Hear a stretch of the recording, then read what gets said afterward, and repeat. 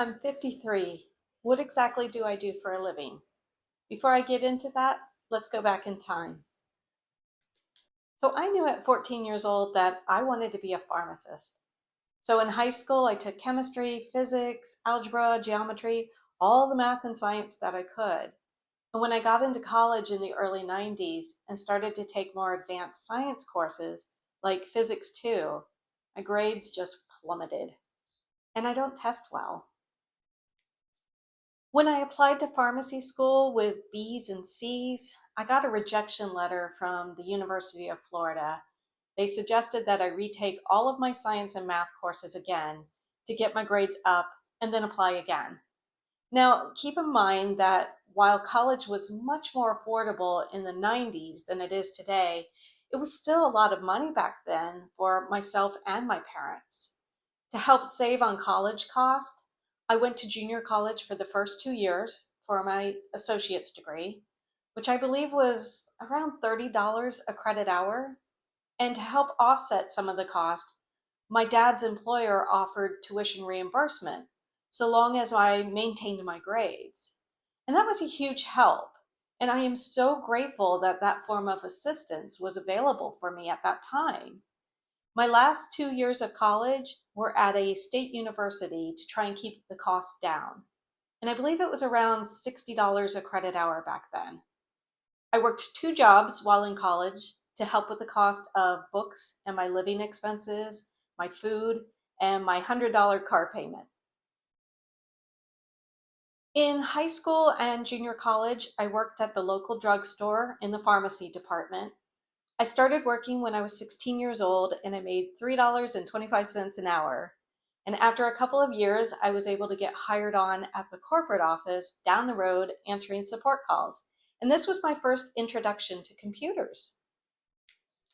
At my university, I took a part-time job in the Career Resource Center, which was actually a good thing because I ended up making a career out of something that I stumbled on while working there.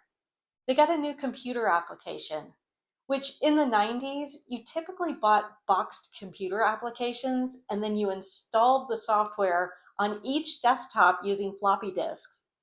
You got to remember, there was no internet yet. A lot of the staff were older. They were probably in their 50s, like I am right now. And I found myself going around to the employees and training them on this new application. But I was only part-time and couldn't be there to help everyone and answer all their questions all the time. So I wrote a manual and I had it professionally bound. And this is where my career starts. After taking the summer off and trying to figure out what I wanted to major in, I came back in the fall knowing exactly what I wanted to do. I wanted to be a technical writer. But in the early 90s, my university didn't offer technical writing courses. They offered creative writing, but not technical writing. So I became an English major. And I did fairly well in my Shakespeare and poetry and Jane Austen courses, although I probably can't quote any of them right now. I graduated with a BA in English literature. Because of my experience with writing a manual and training employees on a new software program, I was able to get a job after college as a trainer. And what appealed to me about the job was that I could travel all over the United States, training RV and boat dealerships how to format their financial forms using our accounting software. And I had a blast at that job. But traveling does take its toll, and after a few years, I needed to move on. And because that job used accounting software, I was then able to take a corporate job 4 years later when I was 28 years old at one of the big five accounting firms, Arthur Andersen. I learned a lot at Arthur Andersen. I had some incredible mentors. And most of my technical writing, it was on-the-job training from some very smart women that lifted me up and encouraged me. I worked primarily on documenting tax software manuals. I was there for 5 years before everything came crashing down. Enron. I remember taking my first trip overseas to Italy with a friend of mine. And on the plane ride home in 2001, a guy in the seat ahead of me was reading a newspaper article and I saw Arthur Andersen mentioned. I said, "I work there." And his reply was, "Not anymore." I wasn't sure what was going on as the internet was spotty at the time in Italy, and I had to go to cafes to check my email. There weren't any smartphones yet. Arthur Andersen was Enron's accounting firm, and Enron committed accounting fraud. And after 112 years in the business, Arthur Andersen was dissolved in 2002 for shredding auditing documents related to Enron. Although I worked in Florida and the shredding happened in Texas, the layoffs started to happen. Thousands of people lost their jobs. And I remember even protesting in our company parking lot, as our tax division had nothing to do with the Enron scandal. Our tax division was actually bought by another company, so I was safe for about a year. But during that year, I knew my time was limited and that I was in a department that did not generate revenue. And my role was not seen as essential to the business, unlike the developers that were needed. So I started looking for jobs about 3 months before I was laid off. And on the day I was actually laid off, my next employer called me with an offer as I was driving home with my boxes of personal items in my trunk. I was incredibly lucky with the way things happened. My next job was a tall order, though. I was to document all policies and procedures for a big financial firm, which meant I had to go to each department and do side-by-sides with the employees to understand what they did, and then document it all and store everything in an online database.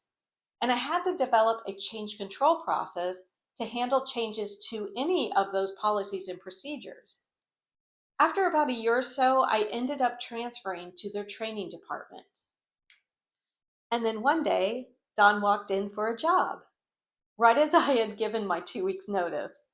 Our paths would cross again a couple years later when I was interviewed at a company that created training courses for colleges.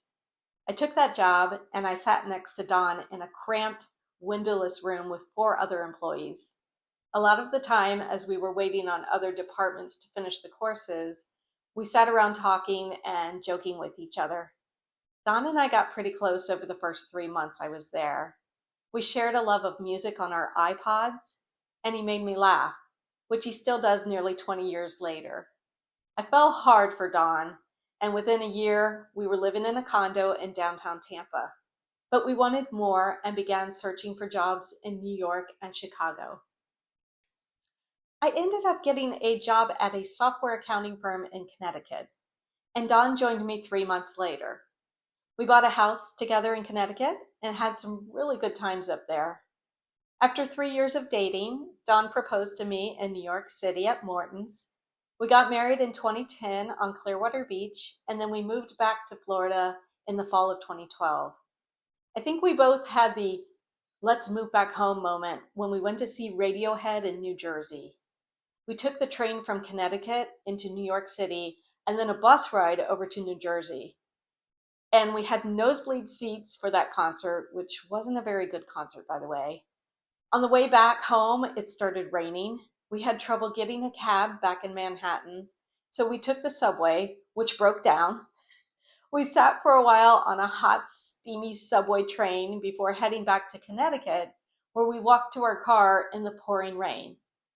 We realized that life, it just didn't need to be this difficult, and we moved back to Florida within a couple of months. And after 4 years at my job in Connecticut, they ended up laying off half of our company in 2012, and we knew that it was time to leave. I ended up taking a 30% pay cut coming back to Florida.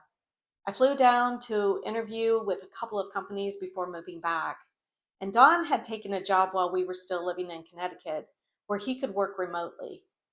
I took a job back in Florida that didn't last long. I couldn't stand the job, the people, or the company.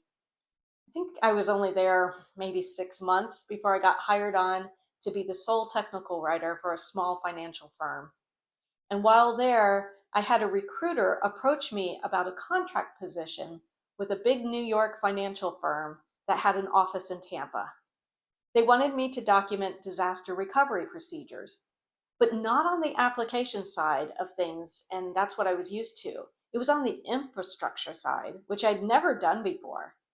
At the same time, I was also offered another role at another financial firm, which was a permanent role. So I had a big decision to make. Do I stay with the familiar, or do I gain some new skill sets that could make me more marketable for future jobs? And seeing as I was only 42 years old at the time, I took the more challenging role. I ended up converting to a full-time employee and staying with that company for 7 years and became the department's communication director. Which leads me up to what I currently do. In 2022, I was referred to my present employer, which is another smaller financial firm out of state. I work remotely. I started out as an IT business analyst, which I still do, but I'm also the company's marketing coordinator.